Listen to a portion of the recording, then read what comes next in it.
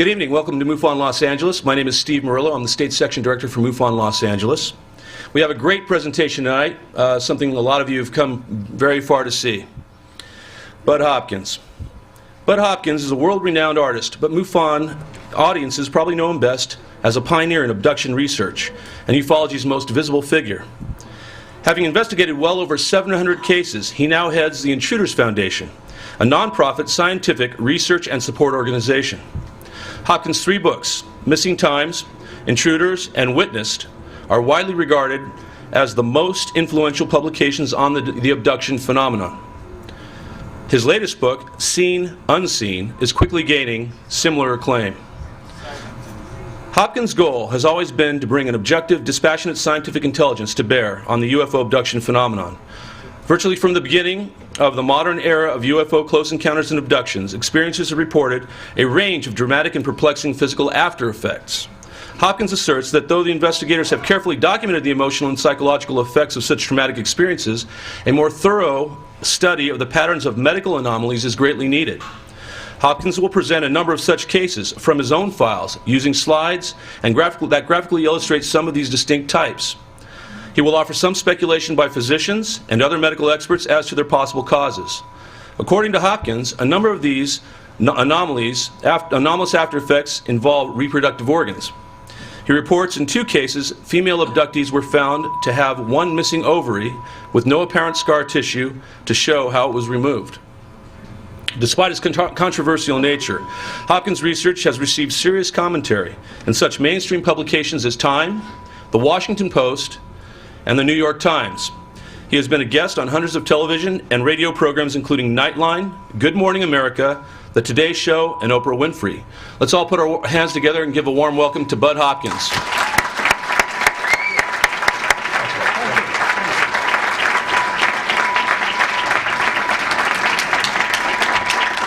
The crowded house is a sort of an unusual phenomenon for me and quite wonderful. The last time I spoke before a really crowded house, I was giving a lecture in a 2-door Toyota Tercel, and it was no room for anybody, but the 4 people that were there really liked it. One little thing about the little statuette that was awarded a few minutes ago, the alien face, it reminds me of a cartoon I have pinned up at home of the Academy Awards ceremony, and it shows the hoopla and the dais, and the figure getting the award is standing behind the dais, and he's behind the podium, and he's a little alien with big black eyes. And as people do at the Academy Awards, he said, "First of all, I would like to thank all of you out there who believe in me," which is kind of a nice thing. Now, what I'm going to do tonight is talk about the medical issues as was explained earlier. But just before I do that, I want to go into a couple of things that have to do with issues in my book, Sight Unseen. Now, I've written 4 books in 28 years, which doesn't make me exactly prolific. But each time I've written a book, it was because there was material, there were patterns that had come to light about the abduction phenomenon that were not generally known. Right. But the point is that each time I had new material that didn't seem to be known in general, and therefore I felt I was bringing material that investigators needed to know as well as the general public. And for instance, in Missing Time, my first book, which I really wrote at the end of the 70s, it came out in '81, I discovered that people were abducted more than once. And for those of you who have a long memory, you might know that if anybody in the 60s reported 2 UFO sightings, 2 sightings, he was immediately dumped as a witness because it was believed that sightings were so rare that anybody who had 2 of them must be lying. And when we got to abductions, of course, anybody that, God forbid, reported more than 1 abduction, that was totally off the wall, and yet we found out it is the basic pattern, that people are abducted again and again. The scoop marks, the scars, elements, screen memories, elements that I had run into again and again and felt that they required more attention, were things that I brought out in these various books. And in the new book, Sight Unseen, the title, Sight Unseen, of course, is two parts. The unseen part meant that I and a number of other UFO abduction researchers have realized for a long time that when abductions take place, the whole thing can be done invisibly. It could be done in such a way that no one sees the UFO, they don't see the beam of light, they don't see the aliens or the abductee rising into a beam of light or anything like that. It just can't be seen.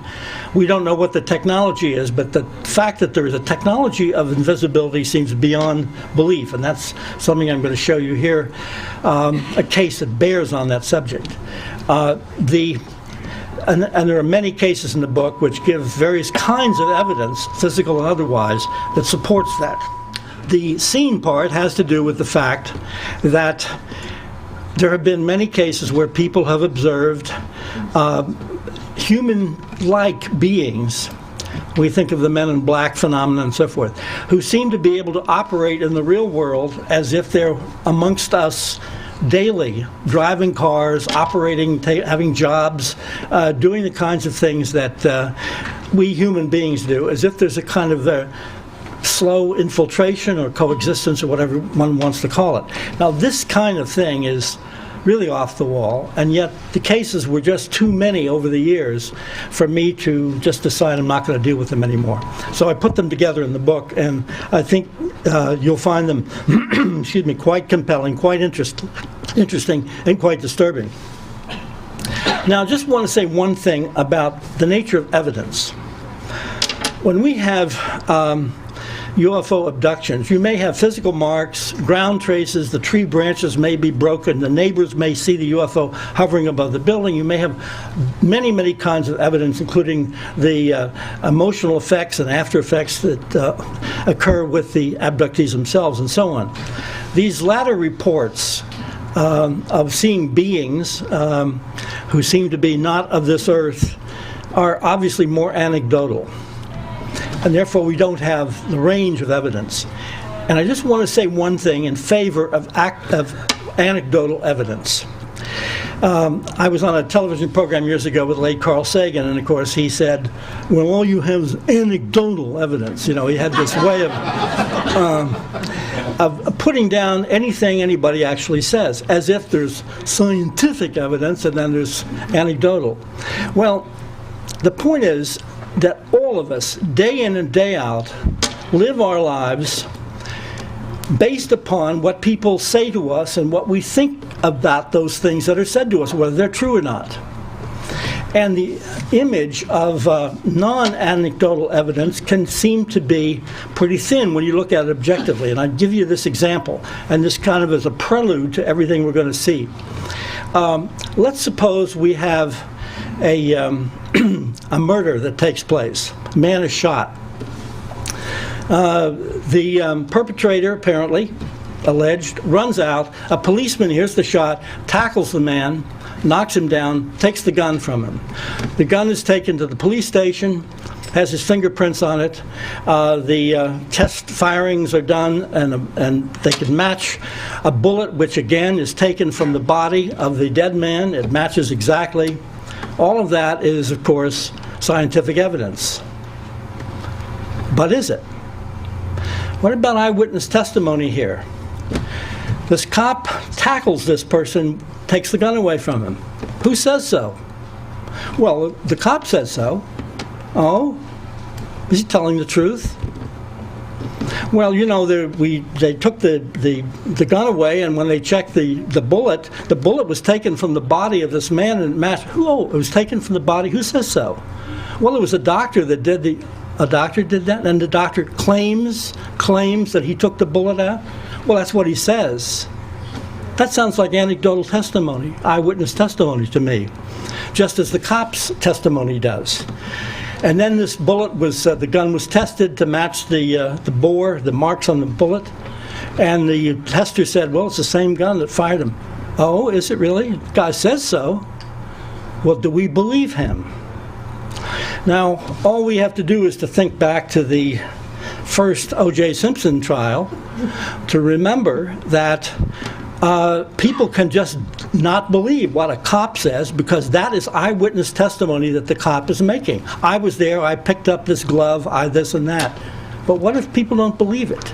In other words, at every step of the way with the case I've just mentioned, guilt depends upon guilt, meaning putting somebody to death.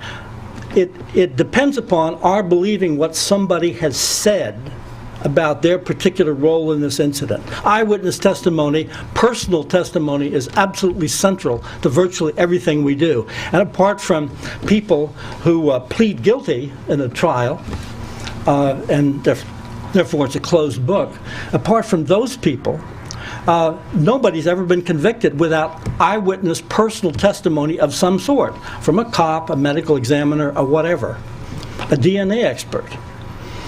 Therefore, we have to be a little more respectful of what people say in terms of eyewitness testimony, personal testimony, and not just, as Carl Sagan would say, just dumping it as something that can't be dealt with. We deal with it all the time. Our lives depend on it. Now, what I want to do here, first of all, in just a minute, I want to show you a videotape, and this is an interesting case. It's one of two cases that I'm aware of where a man apparently videotaped the UFO that he was later abducted into. Sounds off the wall. The man involved, named Frank, is a corrections officer employed by the state of New York. He's a wonderful man. He's a grandfather, a very upstanding citizen. And apparently he's had a lot of very odd experiences. As we looked into it later on, apparently he's had abduction experiences. But what happened is he had his video camera in his house one day. This is back in '98. And he walked out into the garden. It was daytime. His wife was planting some plants. And he looked up and he saw this object going by, which was rather peanut-shaped, an odd shape. He ran in the house and got his video cameras right there, brought it out, and started filming this. Now, as he was telling me about it later, he said that there was a strange thing that he didn't say anything to his wife, who was 10 feet away. He didn't say, "Hey, look at that thing," the way we all would do. We'd say, "Look, do you see this?" He didn't say a word. He just got the camera and started filming it. And he watches the thing, and it goes, and I'll show you the tape, goes behind the steeple of a nearby church, and then disappears into the clouds. Well, what he did next is really interesting, and this is why, an abduction researcher naturally realizes something's up. What he did was he walked back in the house, still not saying a word to his wife. He put the camera down. He remembered going into the kitchen, and he had no more memory for the whole evening. Neither did she. No discussion. They just sort of walked in idly and sat down. It took him a full week before he began to think, didn't I videotape a UFO? And he got his camera and he viewed the tape, and there it was. Now, in actual fact, what happened when, and incidentally I should say, first of all, that the tape has been analyzed by Dr. Bruce Maccabee very thoroughly, and that's part of the story here. And it is a legitimate object, I don't know, 30 or 40 feet in diameter. They knew about the cloud cover that day, the altitude of the clouds that the object disappears into, and so forth. And Dr. Maccabee has given it the blessing that this is a legitimate object flying along. It's a very short tape. There also have been a number of other photographs taken of objects which have that same peanut shape. But what happened was, when Frank came to me, he was troubled by the fact that he let a week go by and he didn't even remember this, and his behavior was strange. We looked into this, and using hypnosis, he had been through some odd experiences which certainly suggested a pattern from his childhood on. In this experience, he went into the kitchen after he put the video camera down, went into the kitchen, and he's standing there next to the refrigerator, and all of a sudden, to his great panic, he feels himself going straight up. And he goes straight through the roof of the kitchen, and there was this thing now 30 feet or so above the roof, this huge thing. And he goes right into it. And he was absolutely terrified. he made a very interesting remark that when he went in the bottom of it, which was open, he said there were all these figures in there, sitting here and there and standing, but paying no attention to him. And his analogy was, he said, you've ever been by in one of those Italian restaurants where there's a big glass wall and you can see into the kitchen and everybody's in there mixing stuff up and they're not paying any attention to the customers? He said, that's what it felt like. And actually, he was so frightened at this point in the hypnosis that we called it off. He said a lot of other things happened. But the point here is that when this object was seen in the distance in the sky and filmed and showed up on film, it was purely visible, no doubt about it. And his wife later said she had seen it too, even though he hadn't mentioned it to her. So here's the thing, it's visible. Yet, there were houses next to his, there was a road in front and so on, when this very large thing was just 30 feet above his kitchen roof, and he went straight through the roof and into it. Nobody saw it. It's as if the mechanism, the technology of invisibility could be turned on and turned off. It's a very bizarre story, and this film, I think, is interesting. So if we can have the lights and the videotape here. Now, you see the object moving along, and it disappears into the cloud cover. He'll show it again in... He was hoping it would come out the other side. You'll see it again now from another perspective.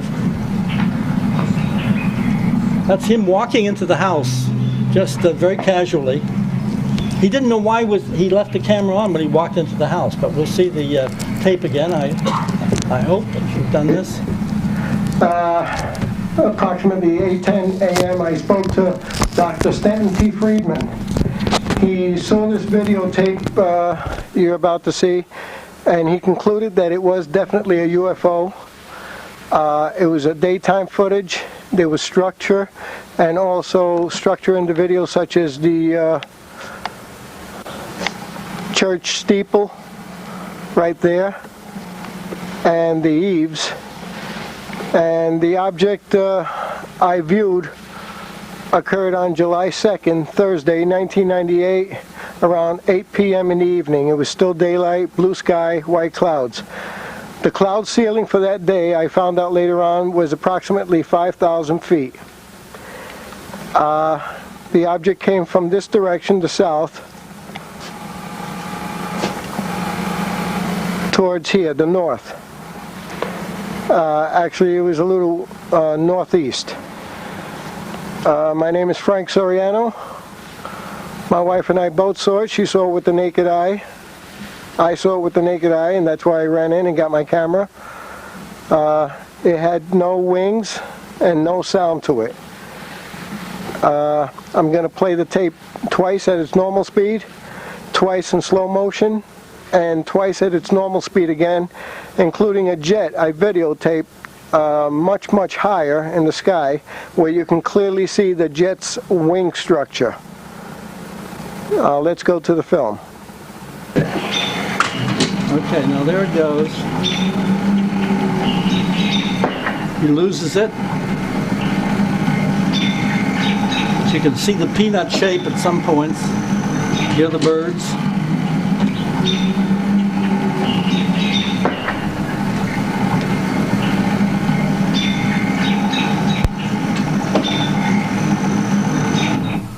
And now this is a slow motion, and we'll turn this off. He's trying to find it. That's one of the signs that this is legitimate. Whenever somebody always has the object in view, you have to be worried that it's a hoax, because if it's real, you don't know where it's going to go, where it's coming from. And he loses it, but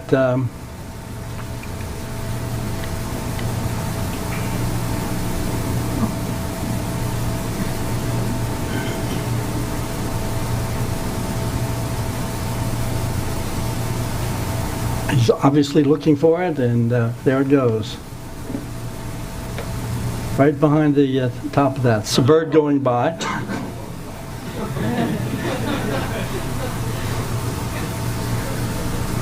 And there it is.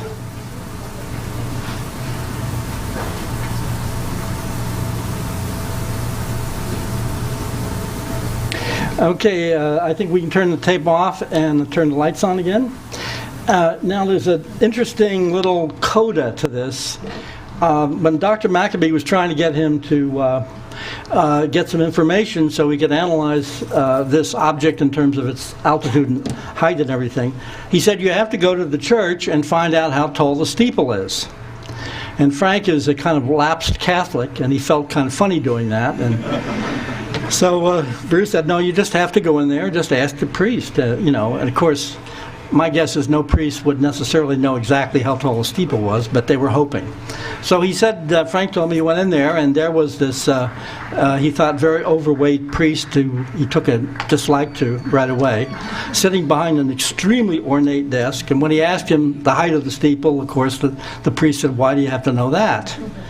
And he said, well, I just have to know. And finally hemmed and hawed, and the priest wanted to know. So finally he said, well, I filmed a UFO. Passing behind the steeple, and the person doing the analysis wants to know how high the steeple is to get his calculations in order. And the priest threw back his head and roared and laughed. And he said, surely you don't believe in things like UFOs. And Frank said, well, yes, I do. He said, I take it you believe in God and Jesus and Mary? And the priest said, of course.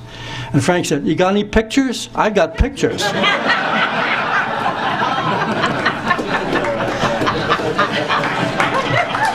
So now, if we can have the slides, we'll turn this off, the projector, and we're going to look at some slides. We're going to move on to the medical area. Now, again, in terms of what I was saying about anecdotal evidence not being something we should shun. In this particular case, a woman from Staten Island I worked with back in 20 years ago remembered being taken into a craft, and she said there was another person on a table, a man, and she said this object at the left, this machine-like thing, came down, it was telescoped, and she saw it go into the corner of the eye of the man. And she said the man was quivering, though he apparently couldn't move, and she said it was extremely upsetting to her. Now, we have many cases where this may be an implant, and I'm going to show you some x-rays of implants. This may be a situation where some kind of an object is being placed inside the skull through the opening of the eye socket. We don't really know. We have the physical evidence, but we don't have the rationale in any absolute way. But what's interesting about this eye thing, which we get again and again, is that in another case, a little boy who was about 5, who was having these funny experiences, and I've interviewed the little boy. He said that he was in this white thing. They took him into the ship, and there was a big figure, but not big, but a figure standing there with huge eyes. And because he drew the figure from the profile, he only put one eye in. And there was another little boy in the neighborhood who was on the table who was shaking, and the man was putting something in this little boy's eye, corner of the eye. And this child was, who saw this, was extremely frightened for a long time. Now, what's interesting to me is when you get something unusual, and at the time this idea of something going into the eye, some medical procedure, quasi-medical procedure, well, that's rare enough to start with. When you get a little child describing the same thing out of left field, when you imagine a child's imagination could be remembering anything, you have a piece of evidence here that's quite important. Now, just one other thing before we get into the straight medical thing. This is a drawing made from a woman in Texas, and of course what's very interesting is it's a composite drawing. For our purposes here is the little fetus-like thing which she draws in front, but she sees him in some kind of a tank, some kind of a floating tank. This is something, of course, that for those of you familiar with this, we get again and again and again. And this is another drawing by another person. I have a number of drawings of these huge-headed little fetuses, which may be part human, part alien. We don't know what they are exactly, but floating in tanks. And one of the things that we go into in Sight Unseen is the fact that recently in Japan, scientists have been working with an artificial womb to use with animals. And they can keep fetal animals alive for long periods of time by floating them in some kind of a tank with the nutrients that they need for development. In other words, our science is beginning to creep over into this area.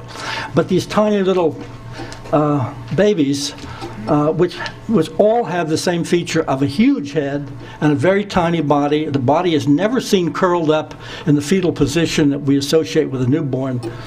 This is one drawing of a man who was presented, an abductee, with this tiny thing and asked to hold it and was made to feel that he was the putative father, which he didn't accept. That's one drawing. Here's another drawing made by a woman who was given the same kind of a thing. So again, in terms of this sort of evidence that we get again and again,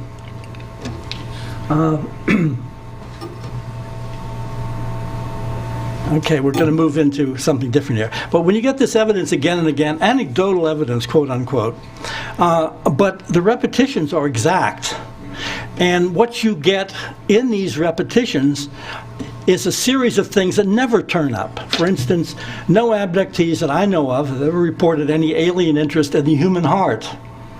All of us, when we go to a doctor, especially people my age, you worry about your heart and your cardiovascular system, and you worry about cholesterol and everything else.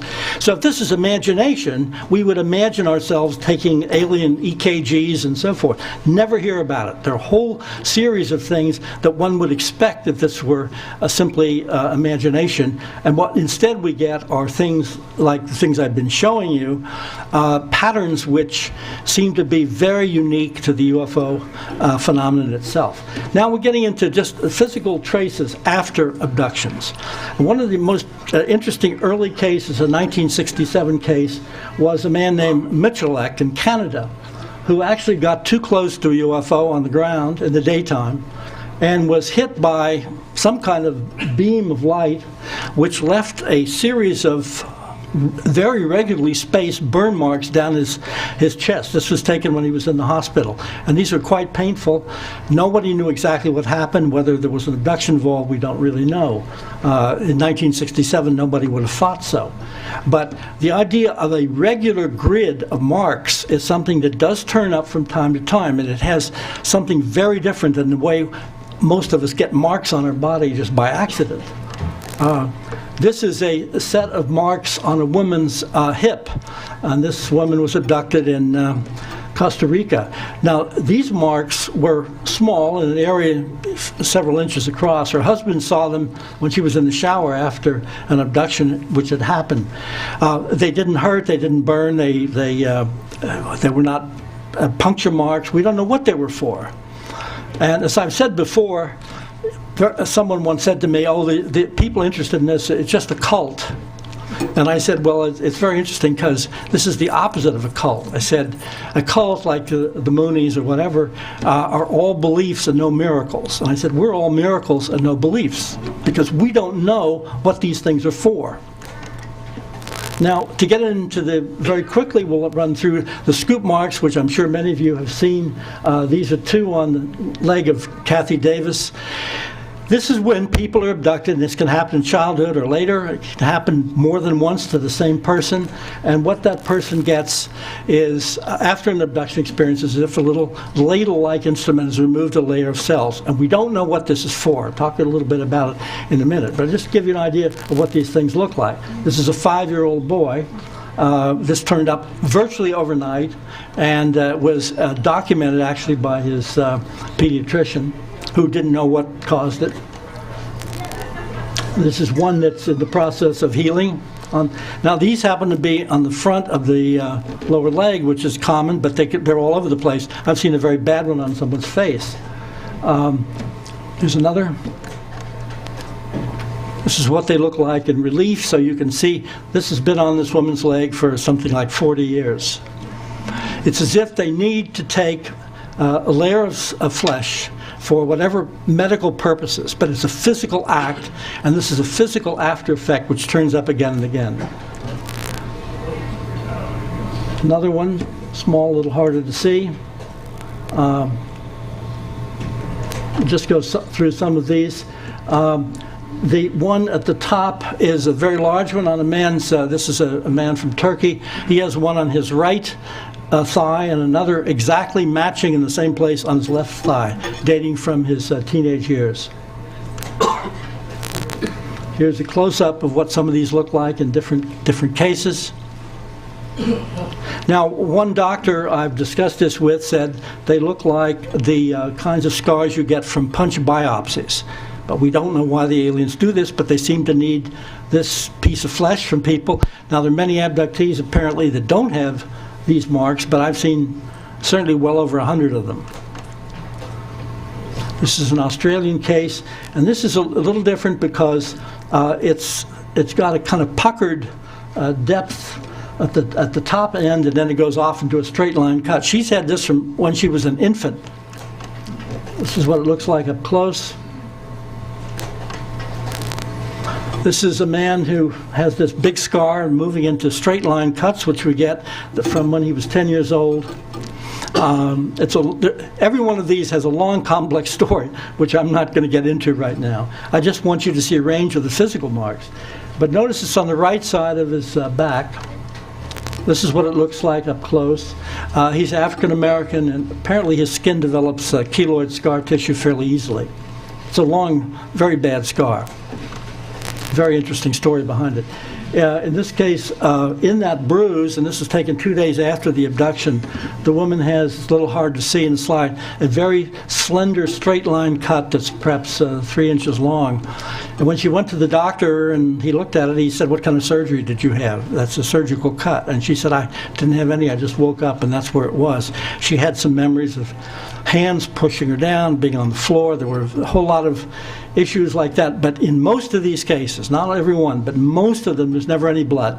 No blood stains afterwards. It'd be nice if we had some of these same methods of stopping bleeding. Now, another pattern, a subgroup, is right in the very top of the head. People have reported a little cut. We don't know. Again, as I say, we don't know why these things are done, but they're not uncommon. That's one case. It's another case, a little harder to see. A straight line cut right at the very apex of the body. Here's another one. So there are classes here. We don't get, what don't we get? We don't get ragged, jagged things that look like something was torn and ripped. We don't get something that looks like it could have been done by an angry cat or anything like that. We're getting very clear, precise things located in specific places. And for those of you who are familiar with the Kelly Cahill case in Australia, which is extremely interesting, 3 different automobiles were stopped late at night. The people in Australia, the people in the cars, there was a single man in one car and 2 people in the other 2. All 5 found themselves getting out of the car and walking into a field towards this landed UFO. Apparently when notes were compared later on, there was an article in the paper, and one of the people who hadn't come forward at the time came forward later. Every one of them had these marks around the ankles, both ankles, all 5 people in the same place, which would suggest, of course, some kind of shackling or whatever. And that, again, is very, very rare, but we do have a subgroup of this sort of mark, too. This is hard for me to see from here. These are, I'm sure they're hard for you to see. They're straight line cuts straight across a man's back, a few diagonals, but most of them are perfectly horizontal, and they're totally symmetrical to the spine. And one of the other things, of course, that I've mentioned before that the aliens seem interested in is the human nervous system. The spine seems to be an important thing. These were on his, I photographed this badly, I have to say, when he was in his 40s, and he noticed them first when he was 10. Now, another kind of odd thing is this sort of oval mark, like a donut shape, on a woman's shoulder. This is after an abduction. And nobody understood what this was for. These are just the anomalous anomalies. That was on one shoulder, and this was on the other shoulder. She had a matching set right up here. Again, we don't know what that's for. They were not painful. There was nothing injurious in any sense, and they faded after a while. Now, the straight line cuts often turn up on people. This was a Native American woman, and this was after an abduction. And this thing, as you can see, is quite long. It's on her shin. These leave a scar, but they don't leave a scoop mark. There are various different projects, apparently, that the UFO occupants are interested in, which require different kinds of sampling procedures. We don't know why or how, but this is very typical. This is one on the back of the leg, and this is one that the case that I wrote about in A Missing Time in my first book, when this girl was 14, 15, something like that, on a family picnic in Europe. And she disappeared in the woods, and people were looking for her for a long, long time, calling and so forth, very worried. And she came walking out of the woods with this cut on her leg, having no idea where she'd been. But she remembered that she'd been talking to this deer that was the most beautiful deer she'd ever seen, because it had these big black eyes, and it was standing right next to her, talking to her telepathically. And it's one of the early cases where the screen memory image came up, that somehow the aliens put an image in a person's mind to cover the problems that that person might have if, in fact, they remembered consciously exactly what they were looking at. And I might have mentioned before, or you might have heard me say this, the one kind of amusing one was a woman who apparently had had a number of abduction experiences, though she didn't want to think so or face them or anything. And her cousin, who was had his own abduction experiences, was talking to her one day, and she lived in the country, and she said she was driving home, and she said this, it's amazing, she said this cow came over and was looking in the window of her car, and the cow had these big soulful eyes, and it was just staring right through the window of the car for quite a few minutes. And she said the strange thing was she was going about 45 miles an hour. So he said, well, it must have been a thoroughbred cow. That but there are all of these images which somehow get slipped into our recollections, and when actually what we might be remembering might be disturbing. This is on the knee. It's a very small cut, but this woman has had many experiences, and this was recalled at the time of an abduction, which she remembered pieces of it consciously. I'm only just showing you these because they're so common. Now, when we get into the issue of, and we'll talk about what some of these things may mean, but when we get into the issue of the whole business of implants, which of course is a very controversial thing, I just want to start. This is an object in the nasal cavity of Linda Cortila. You can see it better here. She remembered the thing going into her, being put into her nose on a long pointed object, but she thought it was a little ball, and it hurt, and she ended up not remembering that consciously. She remembered it later, but she went to a doctor about it, and because there was a bump on the other side of her nose, and she was afraid she might have some disease. And of course the doctor asked her what kind of surgery she'd had, and she said she'd never had surgery. But the interesting thing was, this was many years after the incident, when she came to me to talk about this, she still had the receipt that she had gotten from the doctor for paying him for the examination, something like 10 or 12 years earlier. As if, it's the kind of thing we all throw away after a while, you don't hang on to that. But it was as if she knew that there was something very uncanny and upsetting about this mark. And of course, for those of you who are familiar with the case and familiar with witnessed my account of it, what happened is shortly after the x-ray was taken, she was re-abducted and woke up bleeding from that nostril, and she had a cut there but no object, as if it had been removed. But I want to just tell you the kind of story that often comes along with this. A woman I worked with in Salt Lake City, it was interesting because she said to me, she said, "Bud, who are these people, these beings? Where do they come from?"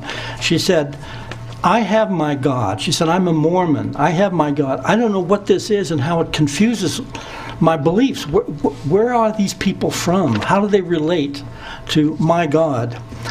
Anyway, this woman who had had a lot of experiences that were odd, and people who've had these experiences often find ways, amazing ways, to sort of put them aside and say there's nothing to them. It must have been this, it must have been that, I must have had a funny dream, or I'm just a little crazy, or something. I'm always amazed at how people can somehow forget these things and just put them aside. But at any rate, she had had an experience driving home from a family party with her son, who was 16. The car was stopped. This is all conscious memory. The car suddenly stopped. It was surrounded by light. She was paralyzed. He was paralyzed. They didn't know what was happening. And then all of us, she had a vague feeling of figures around the car. The next thing she was conscious of, the light's gone, everything's normal. The car starts up, and she's too upset to drive, and she has her son drive home. But what happened a couple years later was that she had an accident. She was minding somebody's big German Shepherd, and the dog jumped up on her and knocked her back against a brick wall and knocked her unconscious. And when she came to, she called 911. She was on the floor and bleeding, and she was afraid, she was afraid she'd fractured her skull. She went to the doctor, and she had x-rays. And she said she didn't have a fractured skull, but she said the x-ray, the radiologist came running down the hall waving the x-rays and said, "How did you get a little piece of metal in your head?" And this is his report on it. This is just worth mentioning.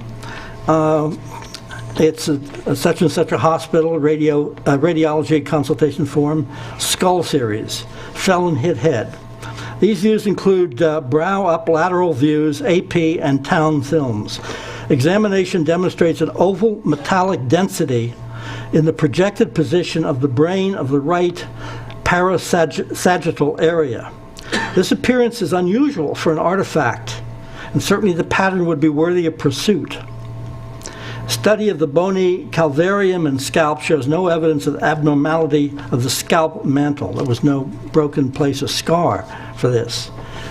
Impressions: 1,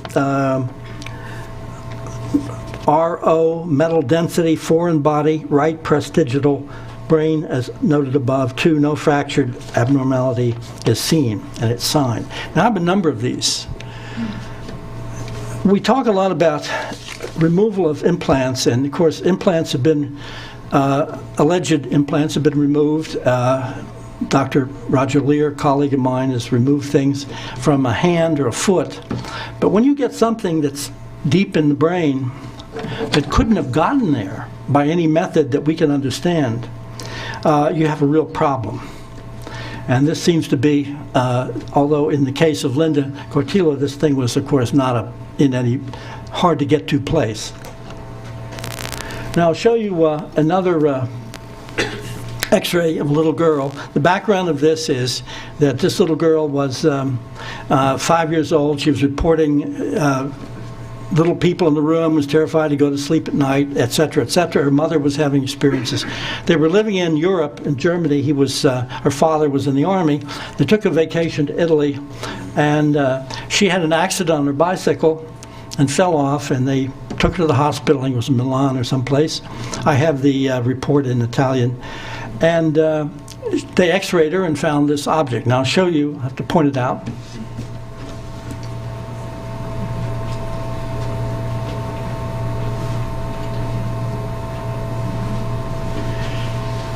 In this photograph, x-ray, it's taken from this angle. It's taken from up above. They obviously do these from different positions. Now, this one, oh, I'm sorry, on its side, was taken from down below, looking up. And the object is in the eye, it looks like it's in the eye socket from this angle.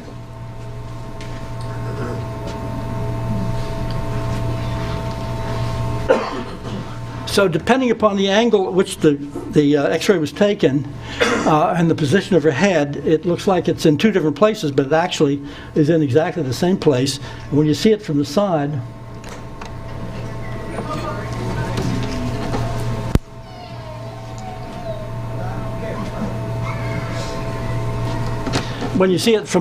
you see exactly where it is. Now, what happened, as what happened with Linda Cortila, once the x-rays were taken, the vacation ended, they went back to Wiesbaden where he was stationed, and she was re-x-rayed by the Army doctor and wasn't there. It's as if somehow or other these things can alert the authorities and they're removed.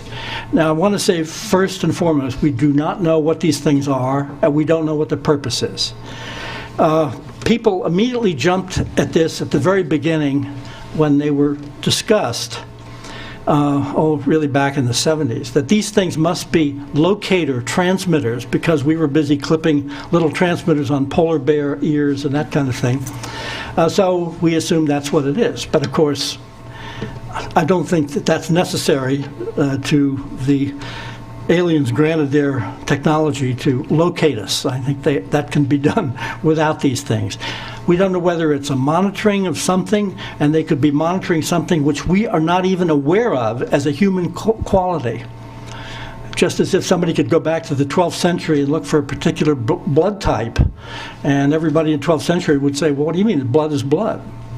But we now know there are different types and they have different qualities. So there may be something that they're interested in that we don't even know about, which makes the whole thing very difficult. I'll show you a few more things here. This is another letter. This is the one that I just read to you. This is yet another letter on another one of these. I'm not going to labor these. Now, if I could have a little light here, I'm going to turn off the slides. If I can have a little light so I can see what I'm doing here on me. Is it possible? Oh, okay. I want to, no, I can do it with this. This is okay. I just want to go into now some of the more peculiar medical issues. What I was showing you here mainly are photographs of the after effects of some kinds of procedures which we do not understand the purpose of. Now, a man wrote me a number of years ago, a man in his 40s, a very, very bright man in the world of theater, and he told me some of his experiences, which were extremely upsetting to him. Missing time experiences. I'll just read you one to give you an idea. When my grandmother took my sister and me to see Pinocchio one night. Now, very little, obviously.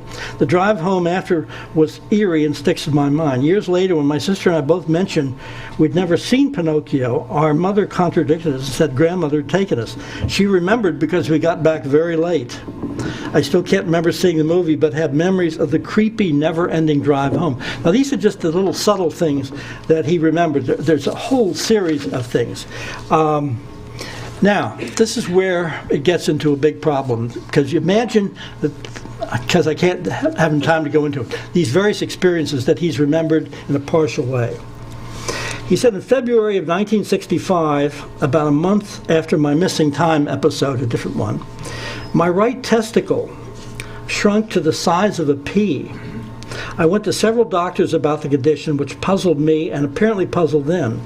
They noted the small size of my right testicle, and because testicles don't just shrink without a notable incident or amount of pain, they dismissed the condition and the problem. They said it didn't exist. Shut up, he explained. 5 different urologists he went to gave the same opinion.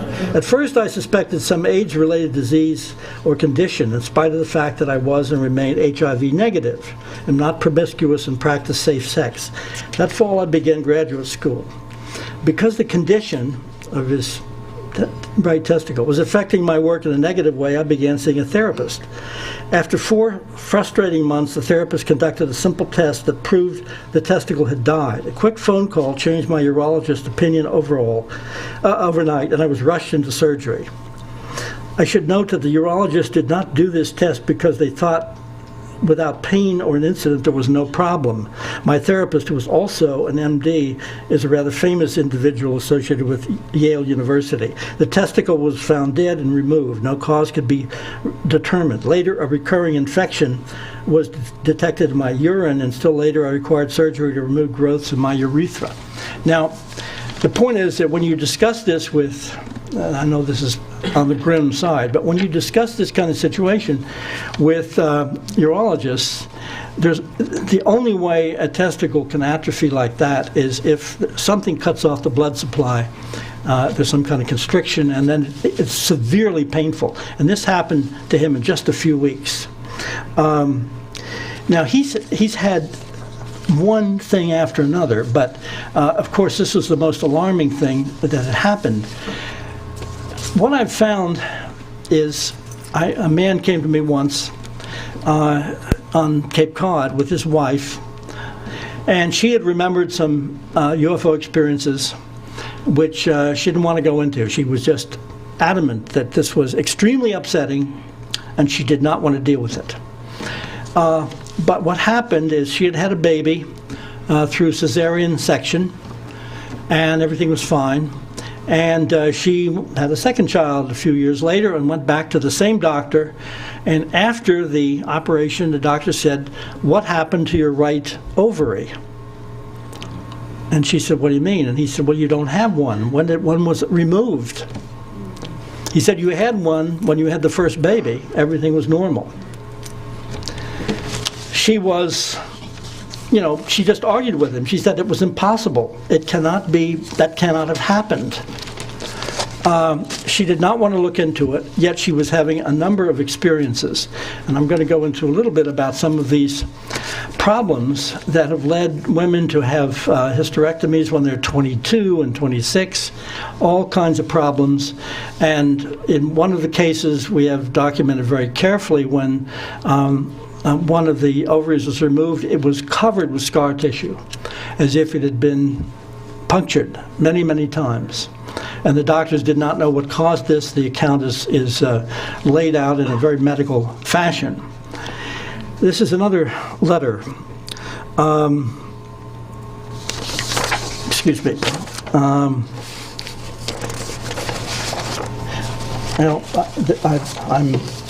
mixing up this other case. This is a case from New Jersey that I'm about to look into, where again exactly the same thing happened. A woman had a cesarean child, and then through cesarean had another child, and again the doctor asked, "What happened to your one of your ovaries?" There was no scar tissue that suggested how it had been removed. It just wasn't there. We have no way of knowing how these things happen. But you have to realize one thing. Even though there are these cases of a needle going in the nostril or into the corner of the eye or into the ear, how these objects may get removed, is there some technology that dissolves them so they're just gone? If aliens can pass through walls and things like this that seem, of course, totally impossible to us, can an ovary, an organ, be removed from the body without leaving a scar?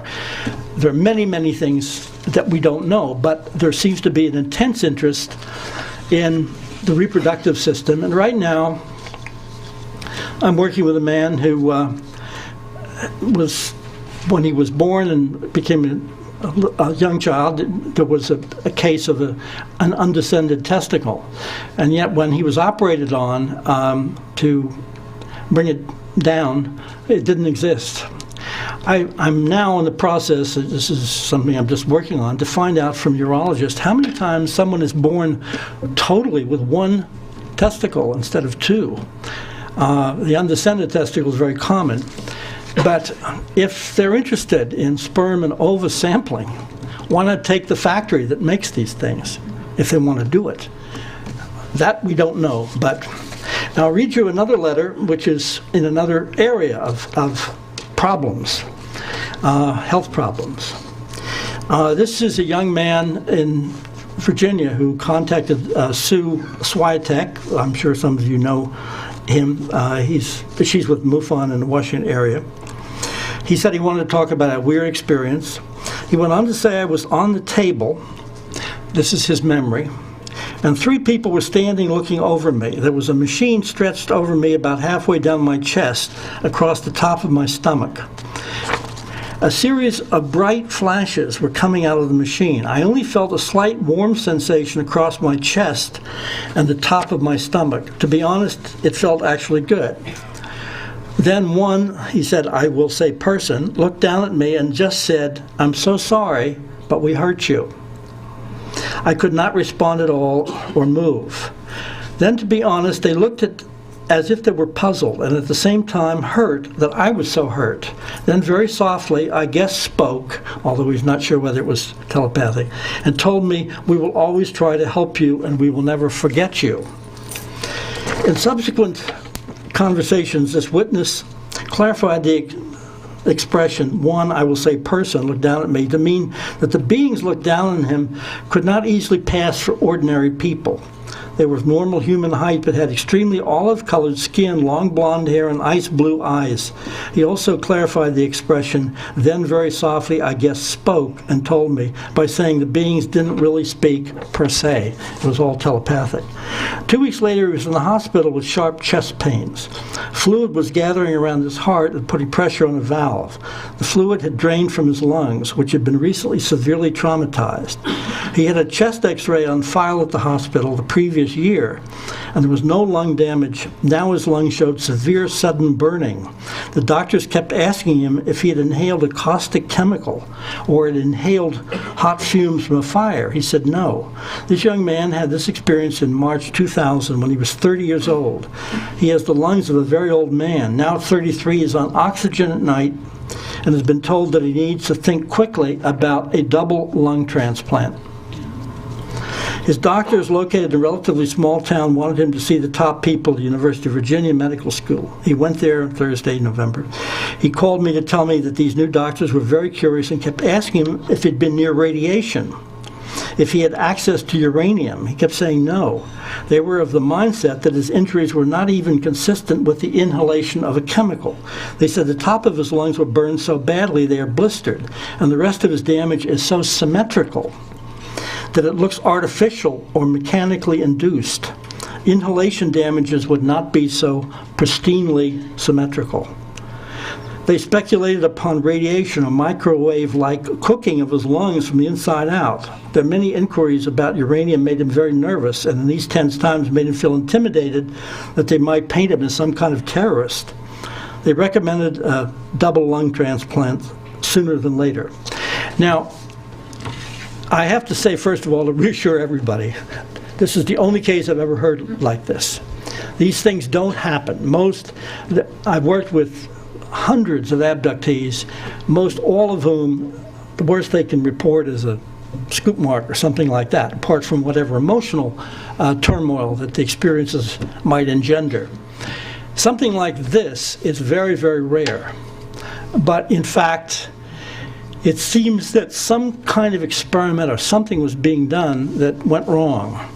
And the man, I've talked to him at length. I'm going to be seeing him later this winter. Cannot work. He's on disability. He's 33. And nobody can figure out what's happened to his lungs. Now, one last area that I want to mention has to do with vision. And Kathy Davis, Debbie told me, who I wrote about in Intruders, when she had her experience in 1983, in the Minneapolis area, Indianapolis area, she found afterwards that because there was this gigantic flash as part of the experience, that her eyesight was damaged. Her eyes were swollen. She went to a doctor as if she had conjunctivitis or something like this. They couldn't figure out what it is. She's recently had surgery on her eyes, and she's just turned 50. And the doctors keep asking if she'd been subject to very bright light or staring at welders' torches or something of that sort. This is very unusual as far as they're concerned, and her eyesight has been a major problem. I got a letter from another man recently. He said, it's a long letter detailing his experiences. He said, in 1981, I lost my sight. I had cataracts that started in the middle of the eye. It was explained at the time that this was very, very rare. Usually cataracts start at the corner, and sight is diminished very gradually as the cataract spreads. I lost my sight completely in 2 months. The odds of this type of cataract against this type of cataract are very high. To increase the odds, it happened to me in both eyes at exactly the same time at an early age. I was 46 at the time. Odds are in the millions, the doctor told me. He said I must have been exposed to a massive dose of ultraviolet light, which of course I knew did not happen. Now this is coming out of one of his experiences. Now we can be enormously thankful that in most abduction experiences, of which there are thousands upon thousands upon thousands, we don't have any kind of medical damage such as this. And I've heard people who have wanted to say that they had energy problems and problems of sleeplessness and lack of ability to work and so forth, which may be, of course, psychological, connected with the experiences, but I don't think that it's something that is a natural result of the abduction experience. And some people bounce through these experiences and come through them, even though there's a lot of emotional turmoil and self-doubt and everything else, they come through them fine. But we do have these areas where something is happening that should not happen. I mean, where there's just a sense here of damage that should not be done.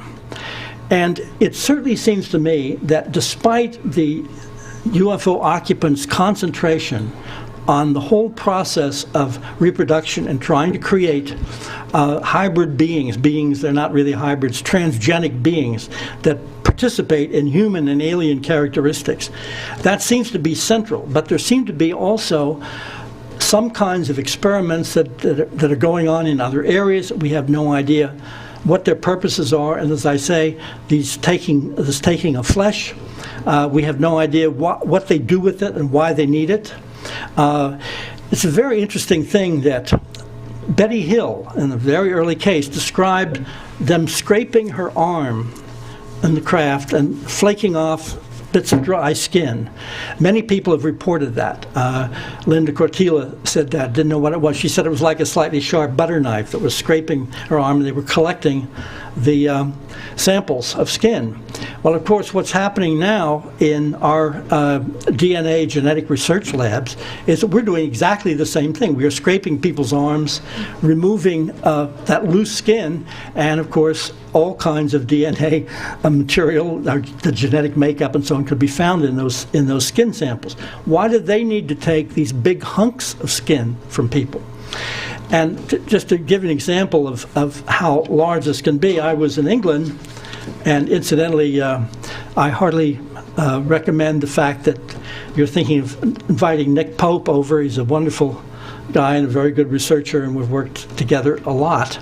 And if you have any trouble getting him or paying for it, maybe you could just pay me to go see him over there, because I always like to go to England. But the thing is that when I was over in England at one conference once, a woman who was in her 60s, who was the wife of a police inspector, came up to me, and she had remembered a lot about her at least one UFO abduction. And she said, you know, Bud, you showed these pictures of these scoop marks. She said, I had one of those things on my thigh. And she hiked up her dress, and there on the side of her leg was one, well, in my memory, it looked as big as a quarter. It was probably not that big, but it was big, and it was deep. And I said, oh, that's really, you know, that's a bad scar. I said, how did you get that? And she said, well, it's not a UFO connected. She said, I remember how I got it. She said, I was out in the garden gardening, and an earwig ran up my leg and bit me. Now, if you know what an earwig is, it's a beetle-like thing, and it has pincers on the back, you know. So I said, oh, well, I didn't know earwigs bit people. And she said, well, I didn't either. And I said, must have hurt. She said, oh, no, it wasn't any pain.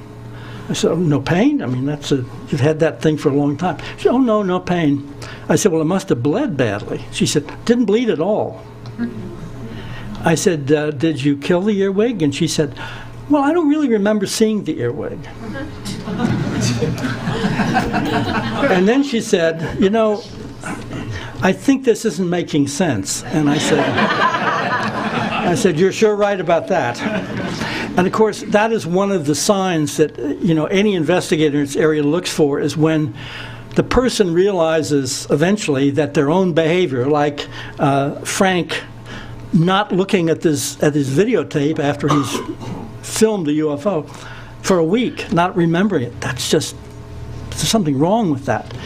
And what that usually indicates is, of course, some kind of control over memory, recollection on the part of the aliens. And the person takes a long time to realize, you know, that's the strangest, I don't know why I did that. I had a case once where a man was telling me that he'd had a number of experiences. He lived in a dormitory, not a dormitory, it was an apartment building, or it was a big mansion been turned into apartments for students in Pittsburgh. And he woke up one night and he had all kinds of experiences, and a cut on his leg and from one of these and so on. I talked to his mother about part of it. But at any rate, he said he woke up in his room by himself and he couldn't move, he was paralyzed, the room was filled with light, there was a figure there, and he was absolutely terrified, and then suddenly he could move, and there was no figure and no light. But, as is typical, he didn't see anybody leave. Now, you know, if something like that's going on, you're going to watch it. I didn't remember anything leaving. But he said, you know, but I was so frightened that I got up, and he said it was, say, 3 in the morning, and I got dressed, and I went outside to take a walk. And I said, well, I said, was there an all-night delicatessen or someplace you could go and talk to some people? He said, no, I walked up into on the hill and into the woods. I said, you mean you were scared and you got dressed and left the house and you walked up the hill into the woods? I had been to where he walked. I don't even like to walk there in the daytime. And I said, well, why didn't you knock on the door of somebody down the hall, some friend, and say, you know, I need some company here or something? He said, oh, no, I just had to get out of the house. I went up the hill. And I said, do you do that often? He said, oh, yeah. I said, well, like, did you do it once a month? He said, no. I said, once a year? He said, no. He said, I think that's the only time I ever did it. When he's terrified. And at that point, he began to put 2 and 2 together and realize that he lived with this explanation of his own behavior, which made absolutely no sense. And I was just dealing with somebody who was telling me that he was in his house. This was about 3 months ago. His wife was in the hot tub on the deck in the back, and she yelled to him there was a helicopter outside. And so he ran outside, and he said right over the trees, and it's about 100 feet from the deck, was this object with 3 huge panels of light. And it was so bright that he couldn't quite make out the shape of the object. Totally soundless. And they're looking at it, and he got his camera was right nearby. He got his camera, and he said as he raised the camera, the thing dropped down behind the trees, right behind his backyard. And he was disappointed that he didn't get a picture. I said, well, what did you do then? Well, I guess I went in the house. I said, what did your wife do? Well, I guess she got out of the tub and came into the house too. I said, did you talk about it? He said, I don't remember anything for several hours after that happened. And at that point, it began to dawn on him that this isn't making sense either. And of course, as I say, this is a kind of a marker. Now, to get back to the physical side of this, One of the most perplexing things about the whole UFO phenomenon to almost everybody, regardless of their position, is that it is absolutely, totally, in some areas, physical. They cut your leg. They take a hunk of flesh. They leave a cut on you. They break the tree branches, etc. They leave marks on the ground. They bake the soil. They ruin somebody's lungs. It's physical. Yet, the communication is telepathic. They can go through walls. They can be invisible. And those who would like to look at this as a nuts and bolts thing are always troubled by invisibility. How the heck do they do that? Going through a wall? Going up a beam of light? How do they do those things? The nuts and bolts people don't like the fact that this entire paranormal side of it, traditionally paranormal. I always think of paranormal as a technology we don't yet understand. But the point is, it's a bothersome thing to nuts and boltsers, who I think are pretty much gone. But then you have people who want to believe the best of this, or maybe they have a sort of quasi-religious hope about it. They don't like the fact that people get cut, or people get hurt, or there's a physical side.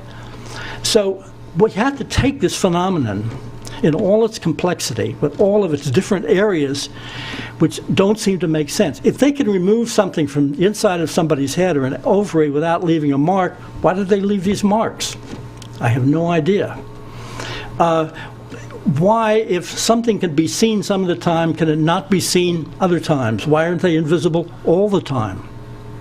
There are all of these questions which only make the whole thing, to me, in a strange way, more believable, because it seems so mixed between magic, our way of thinking about it, and technology. It's such a weird amalgam that nobody would make this up.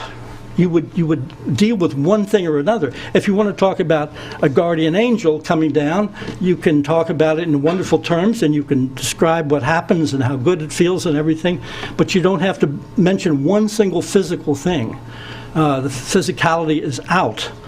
But we don't have that luxury here. We have a physical side of this, which has its bad side, actually. Now, just to clarify that, and in just a minute, I'm going to wind this up, because I know that you'll have a lot of questions, and I hope so, and I'd like to have plenty of time to talk about it. But just in the sense of a vision of this, I've fought for this all my life. This does not reduce itself to a friendly, benign, helpful, loving phenomenon, nor does it reduce itself to some evil, demonic, here to hurt us and swoop down our supermarkets or whatever. It is neither one of those things, which makes it, again, to me, even more believable. Because if it were all good or all bad, it would be fitting our stereotypes. We need it to be good or bad, but it isn't. It has this strange mix. And because it has a strange mix, as far as I'm concerned, it seems to be something that's outside the imagination of most of the people who have these experiences. People who will say to me, I don't know what they were doing. I don't know why they did these things to me. They didn't tell me. I don't understand it. But they brought me back, and they calmed me down and put me in bed or back in the car, wherever it was. So they're not cosmic stormtroopers, but they're not here to help us in any obvious way.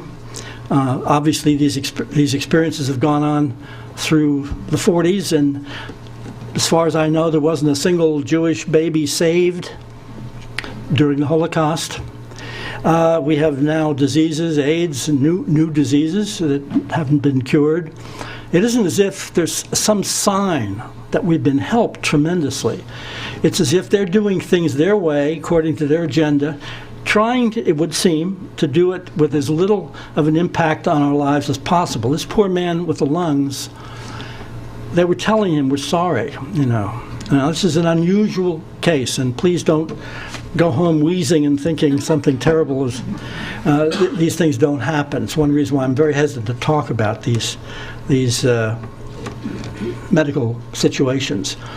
But anybody who has any interest as a physician or psychiatrist or psychotherapist, this field is so available for study, and this is what we need.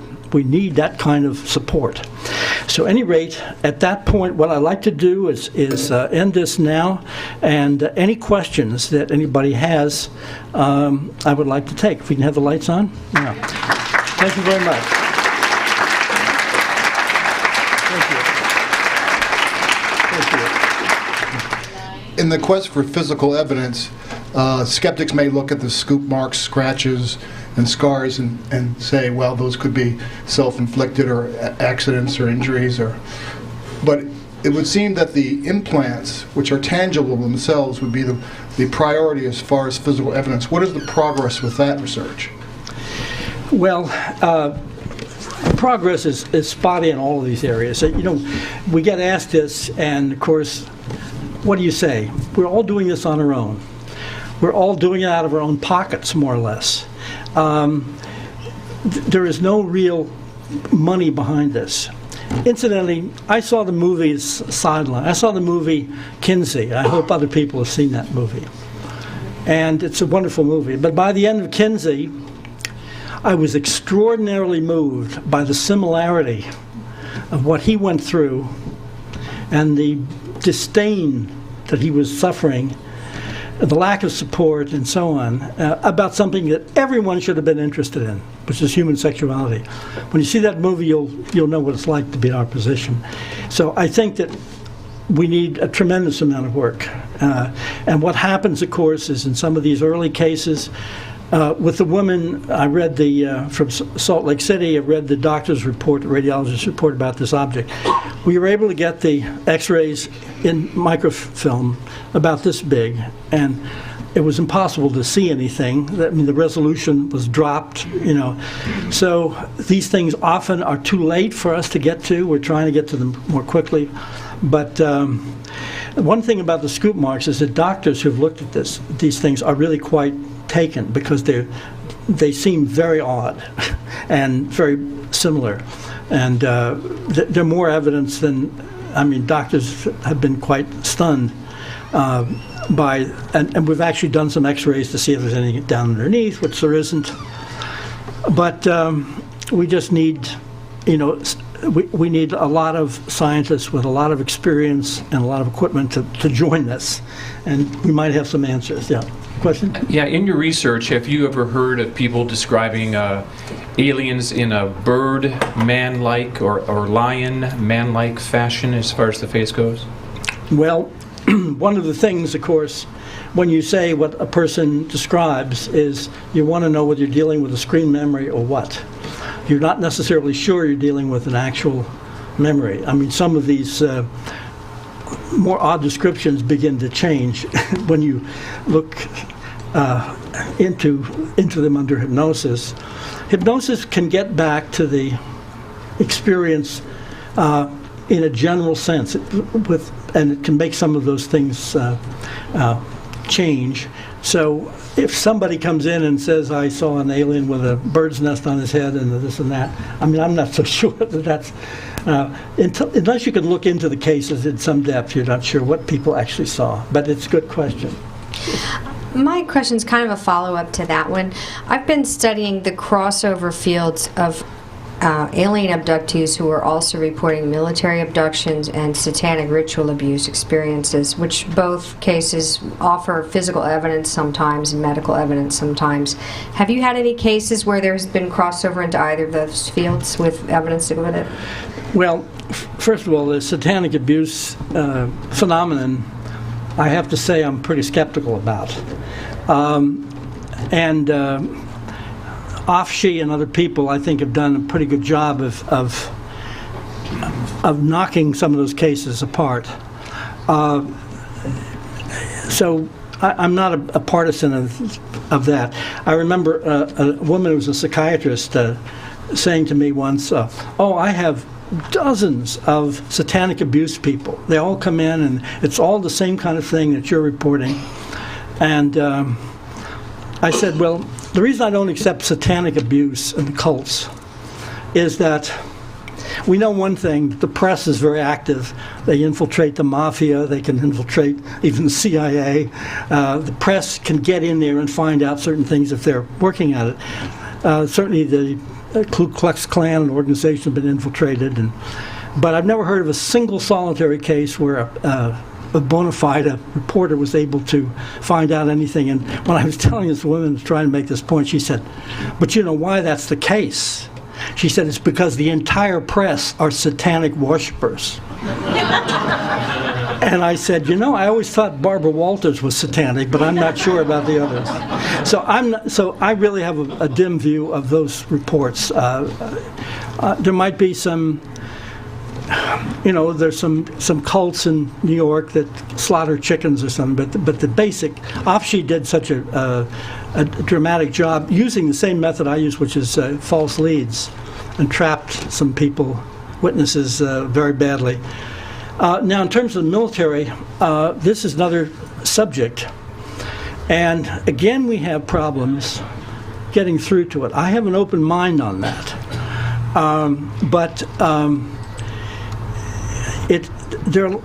I have one case where it would certainly seem somebody was abducted by a military group, not pretending to be aliens or cooperating, but just on their own to get what they could from her, including apparently an implant. It's a pretty good case, I have to say. And obviously, if there is a government cover-up, which I absolutely believe there is, they're bound to do things like that. They're bound to kind of chase around and try to find out something. But the idea, if we're dealing with, as I believe, possibly millions of abductees, the number of people who are going to be dealing with some sort of government curiosity might be, 0.01% or something like that. So that's a hard one to get at. Now, one of the cases I worked with, a man was abducted and he was taken into a craft, and he saw a guy in an Army uniform with a nameplate and an MP armband, everything to identify him, working with the aliens. And he's looking at him, he's thinking, gee, this is military. But then he's thinking, why would the guy have an MP armband and his nameplate? This isn't making sense. As he's standing there, he can't move, scared to death, but he's trying to figure out why this man would be there in his Army uniform instead of some other way. And as he's looking at the man sort of, the shape changes, and he's a Nazi with a Nazi armband and a Nazi hat. And he realized that these images are being played into his mind. And so it's almost like the aliens thought, well, plan A tanked, let's go to plan B with a new image. So it's hard to know, but actually it's very, very rare that I run into something that suggests a military abduction. But if there is a cover-up, I believe there is, they're bound to do something to find out. I noticed there were at least 6 people here taking notes that I'm worried about in this room. But just kidding, not here. Yeah. Question? Yes, I think the previous lady, although she asked a general question, was thinking of Leah Haley specifically. Yeah. She, in her general question, she didn't mention the name Leah Haley specifically. Yes. Now, when she addressed the MUFON meeting here a year or two ago, she mentioned that she tried to contact you originally when her abductions first, or experiences first started, but since you were in New York and she was in Mississippi, that someone referred her to John Carpenter. Mm-hmm, right. Do you know him? Yes. My first question is, what's your comment on the Leah Haley case? Well, I know Leah and I like her very much, and I certainly think that a great deal of what she's reported certainly seems genuine. I'm not sure to what extent some of this isn't alien trickery. I don't know whether it's military involvement there. I don't like to comment on cases that I haven't really looked into at least enough myself to satisfy myself. As I say, I'm keeping an open mind, but it's not something that one runs. It's a little bit like the lung case. You don't run into it very often. You really don't. And it's certainly, as I said, possible that something like this could be going on. I'm keeping an open mind, is all I can say. But I can't, I don't feel really capable of answering more specifically. My second question is, your colleague John Mack recently passed away. Do you have any comment on his research and how you influenced each other? We were dear friends, and he was a wonderful man, and I more or less brought him into this sad business. 1990, a date that he usually remembers and quotes when he's giving a talk.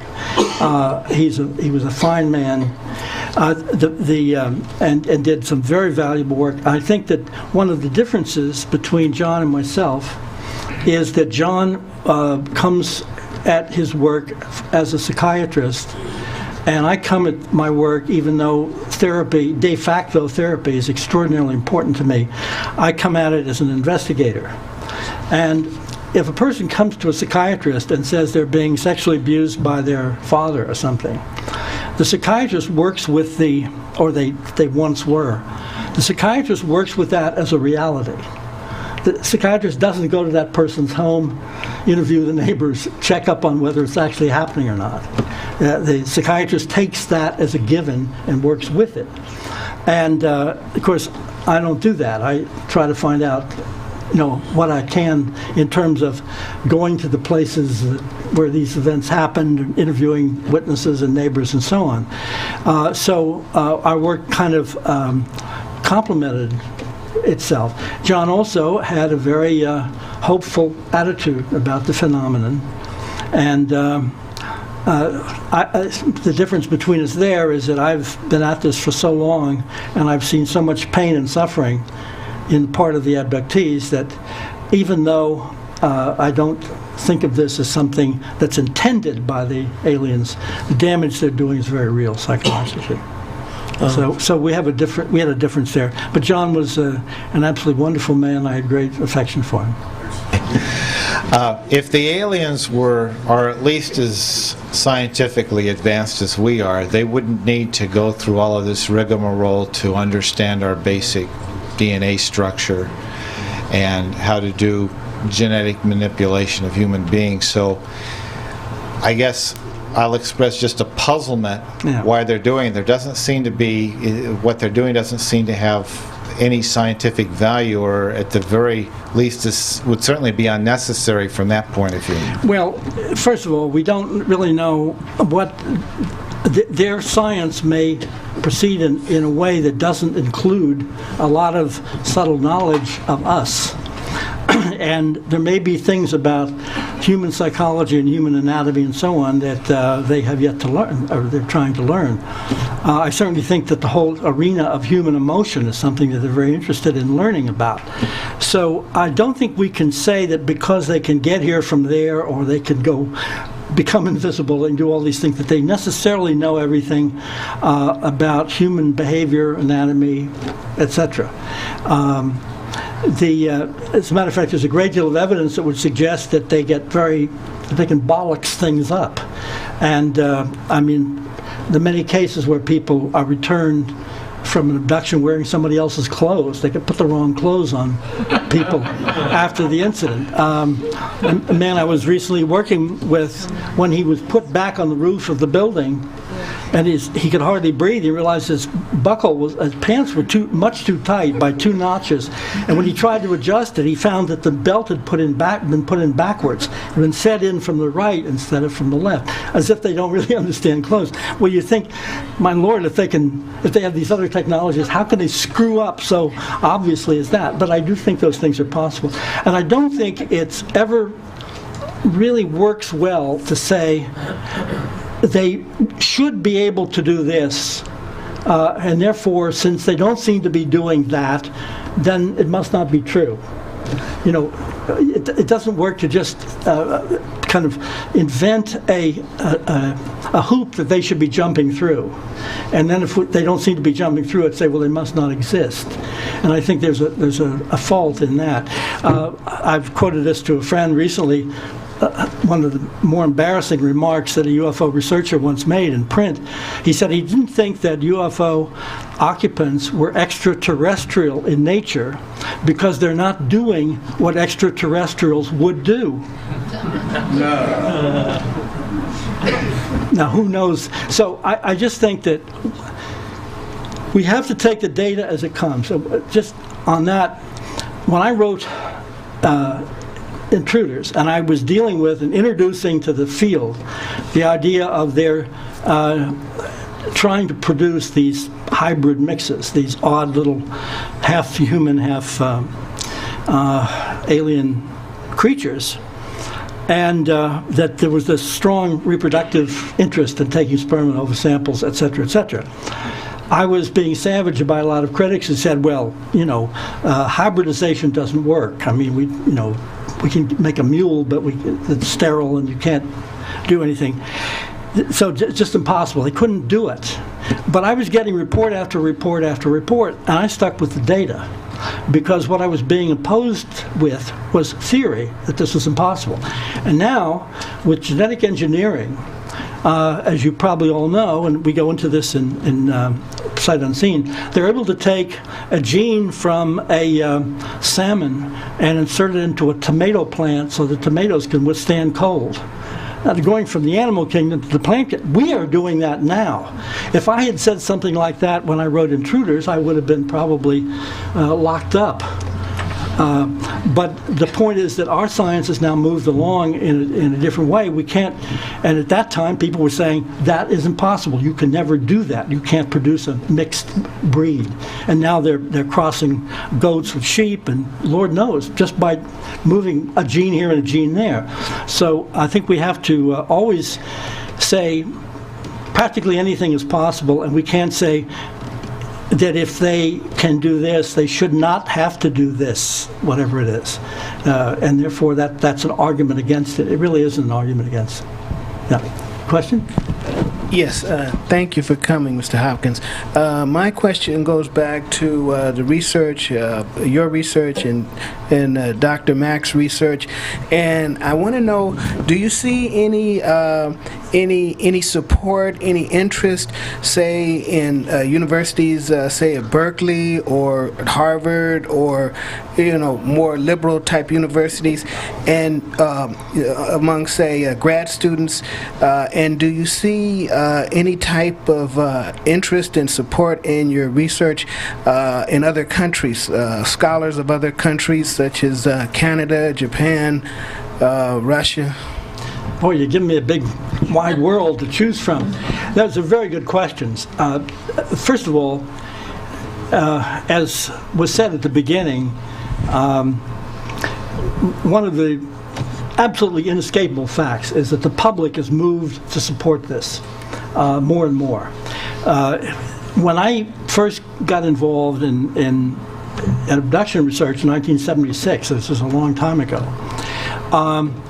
if you'd done a poll of UFO researchers and asked them, do you think abductions are taking place, amongst UFO researchers you might have gotten 10% that said yes. The public, you probably wouldn't have gotten 1%. But in a poll taken about 4 or 5 years ago, the question was, have we actually interacted with extraterrestrial intelligent beings? 28% said yes. A majority has accepted the reality of UFOs themselves. The support for the government cover-up and the government position has just been shrinking. We're winning this battle, but it's happening through people like you, through grassroots situations, through television, through books. And what happens is a television interview with some people who've had abduction experiences, and you look at these faces, and television is very good for letting you know who's lying to you, at least as best you can tell. I think people have been very moved, and all of the movement is in this direction. And remember, Carl Sagan at the end said the candle of rationalism is guttering out. That was his way of saying we're losing the damn war here. So even though it takes a long time to get one more person from a university, we're still not getting any money. Peter Sturrock did a wonderful thing with this, bringing that group together to look at the evidence. Things are happening, but very slowly, but it's steady, and it's in our direction, not the other direction. I just wish it was 100 times quicker, and we wouldn't be suffering and as lonely as we are. Thanks for the question. I wanted to ask you, Bud, about we've heard so much about abductions being at the hands of the Greys, and you were mentioning, talking about the young man that was abducted and had his lungs burned, and it was by a different type of alien. Has there more? Have there been more cases like this, or is this the only one? Well, no, there are a lot of different types. Now, see, the problem with that man is that we haven't really looked into his experience in any depth, and it might turn out to be a little different. We don't really know. As I say, screen memories are such that it's hard to rely on what people remember consciously. But certainly, the typical types we get are the Greys, and then a whole range of in-betweens, which we really think are these transgenic beings that have human characteristics and alien characteristics. I think the whole history of the Men in Black phenomenon really connects with that. These are beings that don't seem to quite know how to dress or operate, as if they're out of their depth. And then, of course, we get the tall insect-like beings. I always remember Carla Turner saying that her first conscious memory of an abduction was standing in the field outside the house at the age of about 5, next to something that she said was about 7 feet tall and looked like a praying mantis. She said, and it was trying to tell me it was my mother. And that's, of course, a basic tactics that they use with children. We're your real parents, you come from us, and it's an ingratiating, it's a little bit like the dirty old man that said, your mom said I'm supposed to get you in my car and take you home after school. There's something very deceptive about that. But we also get occasionally reptilian reports of things that are more scaled. Yeah. The most important thing, though, is that they usually are seen together working hand in hand. So it isn't as if you have one group doing this, another group doing that, in my experience. But there's no way to quantify that. Okay. Thank you. Question? We have just maybe one or two more. Just this is the end of the line. Yeah. Yes. Hello. Mm-hmm. I'm a practicing psychotherapist, and probably about 95% of my patients are schizophrenic with visual and auditory hallucinations. Some of them are claiming to have seen things and have had experiences. And I'm wondering, they're all on a lot of medication. And I'm wondering, should I pursue hypnosis with any of these individuals to determine if... You're the professional here, and I would defer to your judgment. In my experience, if I have doubts about the person, I do not pursue it, and that could mean somebody who has severe post-traumatic stress disorder symptoms. Sure. And is shaky, but I've gotten the idea that it's due to UFO experiences, and therefore that it might be helpful. But you do run into, of course, schizophrenics, and I got a long letter from a man who wanted me to know recently, this is about 3 days ago, that he is Jesus Christ, and I was that the aliens had told him that. And these are classic cases where you just thank you very much and hope that he can get some help somewhere. But I wouldn't, I don't do hypnosis if I feel a person is pretty shaky. Mm-hmm. And I think with a schizophrenic, it's a problem.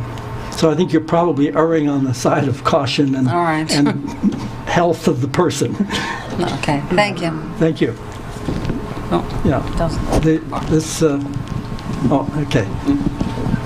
Yeah, could you These are the last questions that we have. Yeah. Could you speak a little bit more about the difference or differentiate between transgenic experiments on the parts of the aliens as opposed to hybridization? Well, the hybrid process is when you take a sex cell from one individual and fertilize the ovum of another, whether it's plants or animals or whatever. And so you get a blend. Certainly with plants, this can be done easily. It doesn't work with humans and animals and etc. But with transgenic beings, what they're doing now is they're taking a gene from here and there and inserting it. For instance, in one case, a monkey received the ovum for this monkey was fertilized after by another monkey, normal monkey sperm, but after they had introduced a new gene, which was a gene from a jellyfish, and the monkey glows under black light, glows green. Now, I mean, this is off the wall. This is not a true hybrid. It's a monkey, but it has extra features, you see. So the hybrid is the case where a horse and a donkey, and you get a mule. And that's very rare in the animal kingdom. But with transgenics, it's like designer plan the people, the creatures they're dealing with. And of course, it's a huge area of experimentation now. Well, specific. So, are you saying that the aliens are doing transgenic work, or that's what we think? Yeah. Not hybridization? We think it's genetic. Yeah, right. They could be altering both the male cell, but mostly they use the ovum to insert genes when they want to. So, I mean, we're making guesses, of course. We don't really know. When people tell you they know what's going on here, the only thing you can say that you know is what seems to be happening to human beings. If a human being says, they took me out that window and this and that happened and I was gone and my family called the police and the whole house was searched, people saw the UFO over the roof, and when I came back I had this cut on my leg, and so you can say, well, I believe all that. That's what the person's telling you, and there's evidence for it. But as to why, how the aliens are doing it, what the final reasons are, you can only make inferences. And you make the inferences based on what we know about human anatomy, not alien anatomy. Yeah. One more question or two? Yeah. Speaking about people going out the window, wasn't your book Witness about the Linda Napolitano incident? Linda Cortila, yeah. Mm-hmm. Isn't Napolitano her real name? Hasn't she come out with that? Or no. Nope. Okay. Sorry. I'm not saying it's not a real name, but I'm saying that that was when the three angry skeptics were trying to attack her and me for various reasons.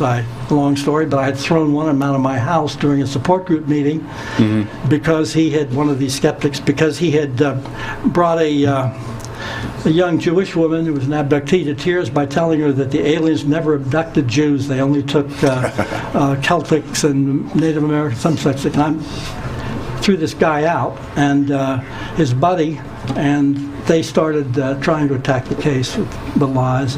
Wasn't it one of the most extraordinary abduction events of all time? I'm surprised you haven't mentioned it because it's like top of the list. Well, it is, but I've talked about it for a long time. That happened actually, I began, the first time I spoke about it was actually about 12 years ago. And my book on the subject came out now 6 years ago. So 96. More, 10 years, 8 years ago.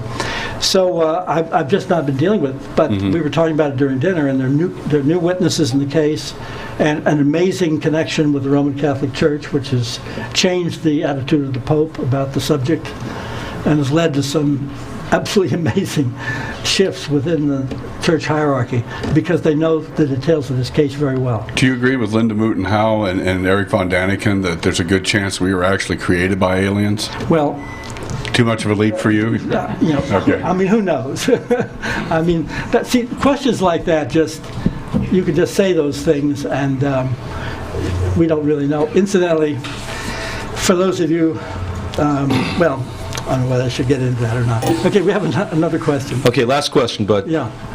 First of all, let me applaud you publicly for being a pioneer. We recognize historically that's not a good position to be in usually, so we applaud you. Thank you.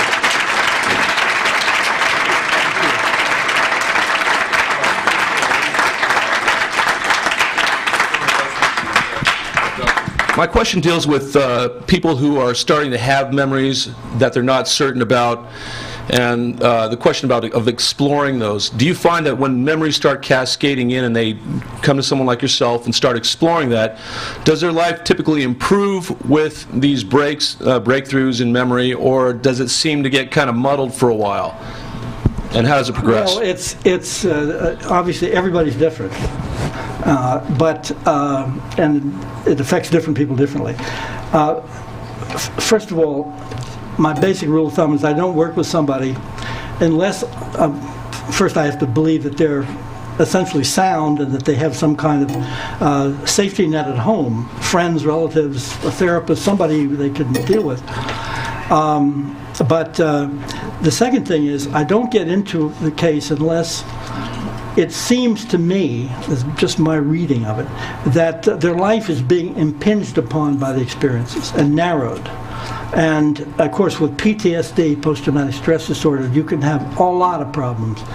People don't sleep, they have flashbacks, and they're not living up to their potential in lots of ways. And in those cases, I really want to work with a person to help them.